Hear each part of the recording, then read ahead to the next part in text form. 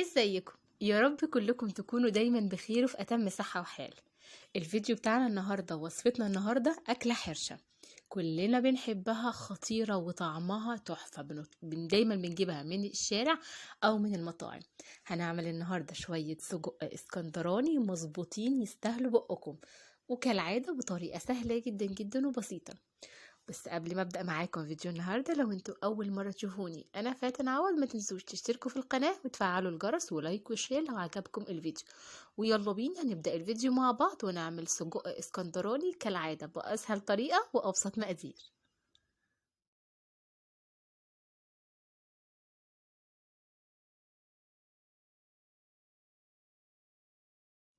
اول حاجه في الطاسه بتاعتنا بنسخنها كويس جدا.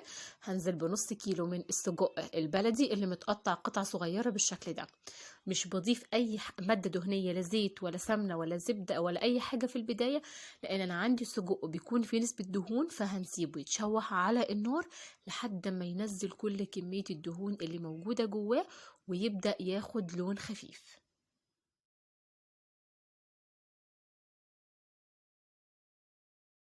كده خلاص السجق بتاعي اتشوح اخد اللون الحلو ونزل كمان كل كمية الدهون. لو انتوا حاسين كمية الدسم اللي نزلت كتيرة ممكن تشيلوا منها شوية.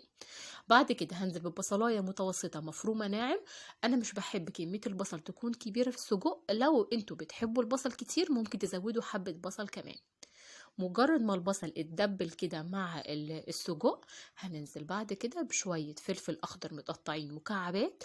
ممكن كمان تزودوا فلفل ألوان لو متوفر عندكم، ويا سلام لو انتوا بتحبوه سبايسي تزودوا قرن فلفل حامي متقطع كده معاه، على حسب انتوا بتحبوا الاكل يكون حراق ولا لا.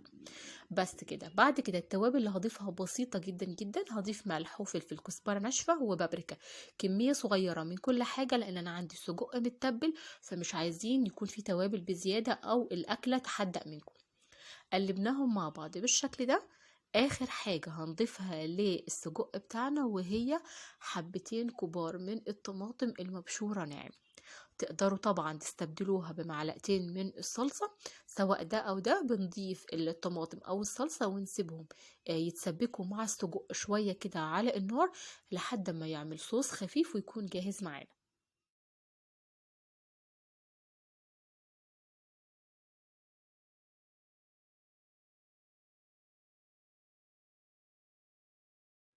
كده خلاص السجق بتاعنا بقى جاهز، اللي الطماطم دبلت وعملت صوص خفيف زي ما انتوا شايفين، وكده جاهز خلاص معانا.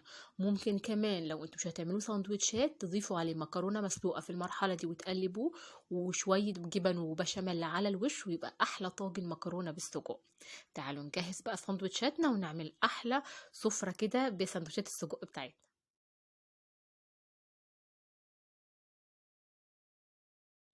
اول حاجة بنضيف شوية كده من الطحينة، وكمان شوية من المخلل البلدي المشطشط، وشوية من الشيبسي. طبعا دي كلها اضافات بتحلي الطعم وبتكمل كده جمال الاكلة اللي احنا بنعملها. بس. وبتبداوا بقى كده بتجيبوا عيش فينو او عيش بلدي على حسب انتوا بتحبوا ايه، ونبدا نملى السندوتشات بتاعتنا وتقدموها بالشكل اللي انتوا حابينه، وتستمتعوا باحلى سجق اسكندراني ما اخدش 10 دقايق في تجهيزه وتحضيره وطبخه وبقى جاهز. غدا او عشاء سريع زي ما انتوا تحبوا. اتمنى ان وصفتنا النهارده تكون عجبتكم وتجربوه.